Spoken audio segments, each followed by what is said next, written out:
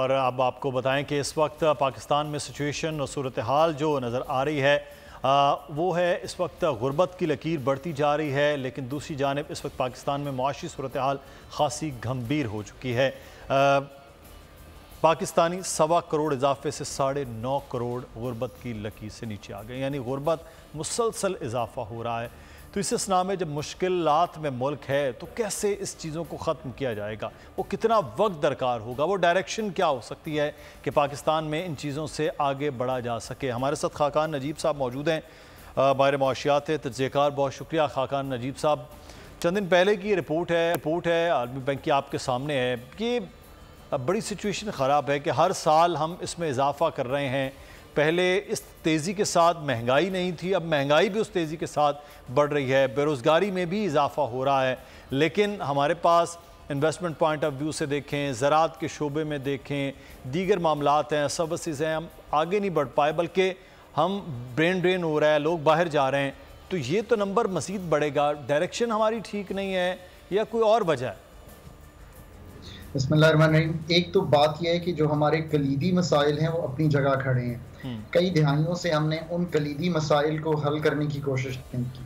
पहले तो अपनी जो भी हम गुफ्तगू करें उसको शुरू ही यहाँ से करें, जिसका मतलब है कि हमने अपना ग्रोथ मॉडल ठीक नहीं किया, हमने अपना टैक्स टू जीडीपी रेशो जो 8-9% पे है FPR का, उसको नहीं बढ़ाया।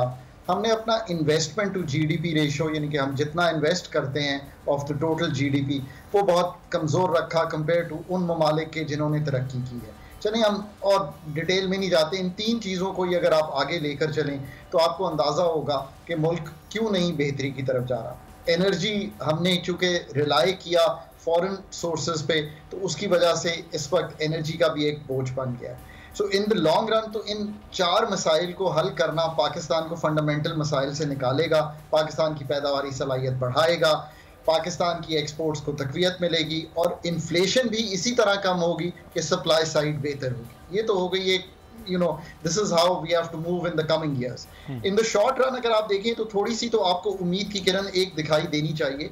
वो ये है कि हमने ये रियलाइज़ किया है कि इन्वेस्टमेंट हमें दुनिया से ढूंढनी है, और वो इन्वेस्टमेंट बियॉन्ड द इंफ्रास्ट्रक्चर, यानी कि अभी तक हमने जितनी भी इन्वेस्टमेंट ढूंढी है वो लार्जली इंफ्रास्ट्रक्चर के एरिया में थी। इससे मतलब यही है कि हम रेलवे ट्रैक्स बनाने की कोशिश करते रहे, सड़कें बनाने की कोशिश करते रहे, बस चलाने की कोशिश करते रहे, बिजली घर लगाने की कोशिश करते रहे।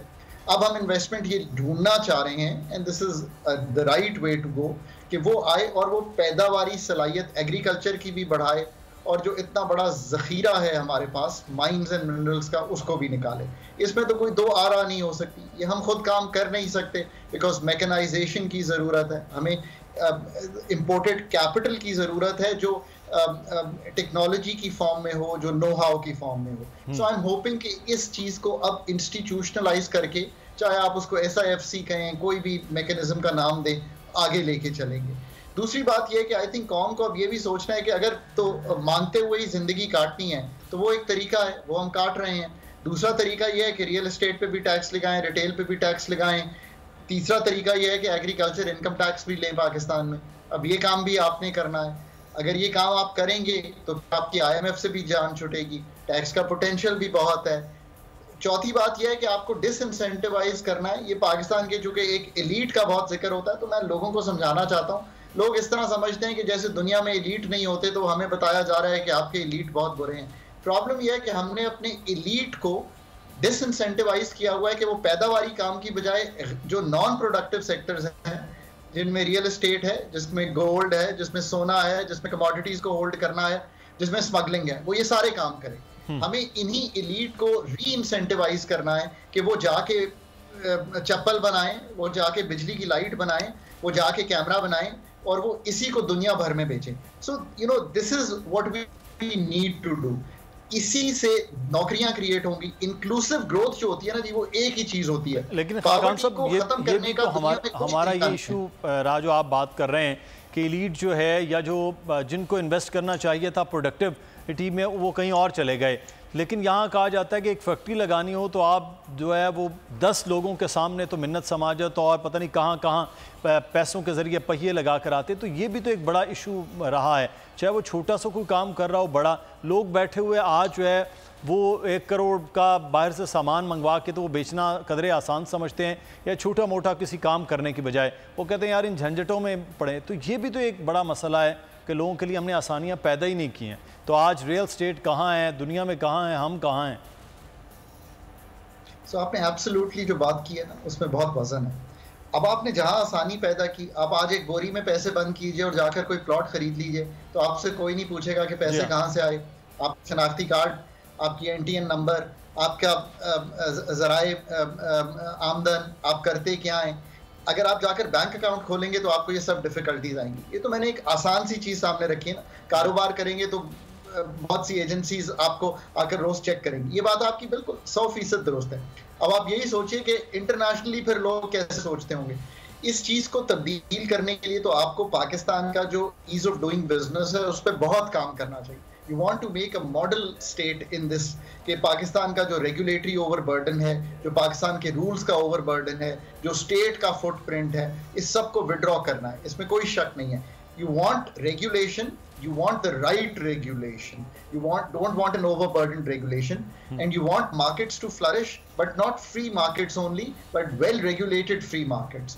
इसमें तो कोई शक नहीं है। SIFC के थ्रू एक इसका हल ये निकाला गया है कि ये जो क्लॉग्ड आर्टरीज है मेरे दिल की, उसको अब मैं स्टेंटिंग करके तो खोल नहीं सकता, पुश कर नहीं सक रहा फाइल्स उनमें से, तो उसको बाईपास कर दूं। ये बड़ी जबरदस्त मिसाल है इस चीज की। और बाईपास करके मैं फॉरेनर को कहूँ कि okay we will help you with the system through a one window operation, और आप आइए काम कीजिए। बट ये टेम्परेरीली तो ठीक हो सकता है, बट 52 लाख पाकिस्तान के SMEs के पास पहुंचने के लिए तो हमें इससे ज्यादा काम करना पड़ेगा। तो इसमें कोई दो आरा नहीं है कि अगले 5 साल में ये काम कीजिए, सो दैट आसानियां पैदा हों। चाहे वो आप बोल का चैनल चलाना चाहते हो, जो भी आप काम करना चाहते हो, आप फैक्ट्री सेटअप करना चाहते हो, कॉर्पोरेट फार्मिंग करना चाहते हो, so that is absolutely the right वे। पर फिर उसकी रेगुलेशन प्रॉपर हो और फिर उसकी उसको हम दुनिया में भी शो केस कर सकें कि हमने कोई काम तो ठीक किया है।